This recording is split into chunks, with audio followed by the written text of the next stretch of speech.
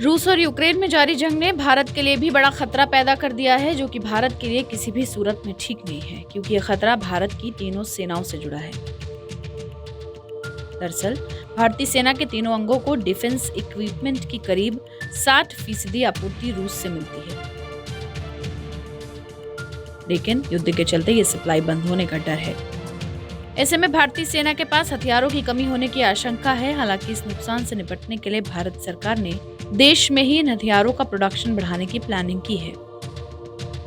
AP की report के मुताबिक सरकार ने गुरुवार को कहा कि अपने मेन सप्लायर रूस से किसी भी तरह के महत्वपूर्ण शॉर्टफॉल से बचने के लिए सरकार देश में मिलिट्री इक्विपमेंट्स का प्रोडक्शन बढ़ाएगी। इनमें हेलीकॉप्टर, टैंक इंजन, मिसाइल और एयरबॉर्न अर्ली वार्निंग सिस्टम भी शामिल है।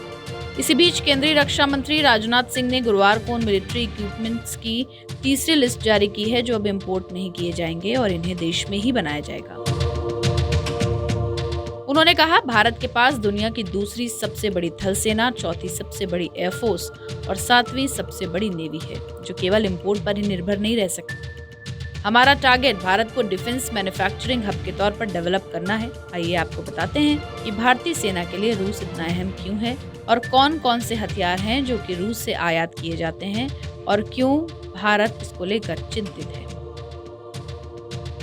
भारत ने साल 2010 से करीब 62% हथियार रूस से आयात किए हैं। भारत करीब 49% हथियार अब भी रूस से खरीद रहा है। रूस के कुल हथियार एक्सपोर्ट में भारत का हिस्सा 32% से घटकर अब 23% रह गया है। भारतीय टैंक फोर्स में 66% हिस्सा रूस निर्मित T-72M1 का है। भारतीय सेना के पास जो T-90S टैंक हैं, वो 30% रूस में ही बने हुए हैं। Source CSR report.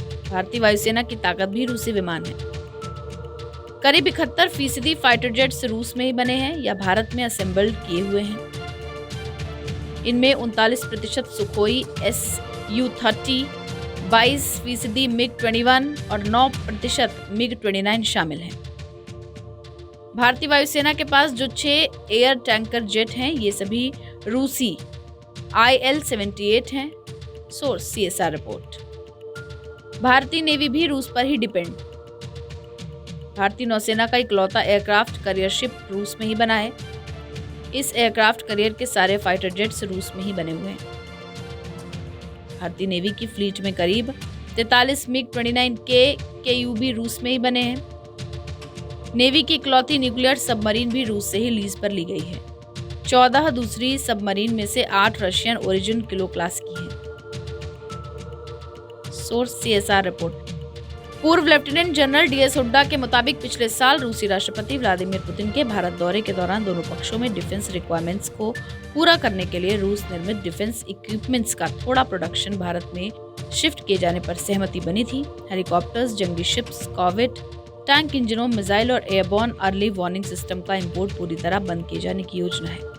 भारत इस शॉर्ट टर्म समस्या से निपटने के लिए पूर्व सोवियत देशों व वार्सा पैक्ट कंट्रीज से खरीदारी कर सकता है। रूस में बने सुखोई और MiG-29 फाइटर जेट्स के पुर्जों और टैंकों व आर्म्ड व्हीकल्स की अपग्रेडिंग में बुल्गारिया, पोलैंड, जॉर्जिया, कजाकिस्तान और यूक्रेन मददगार साबित हो सकते हैं, क्योंकि उनके पास भी ऐसे ही सोवियत ओरिजिन प्लेटफॉर्म्स और पुर्जे हैं।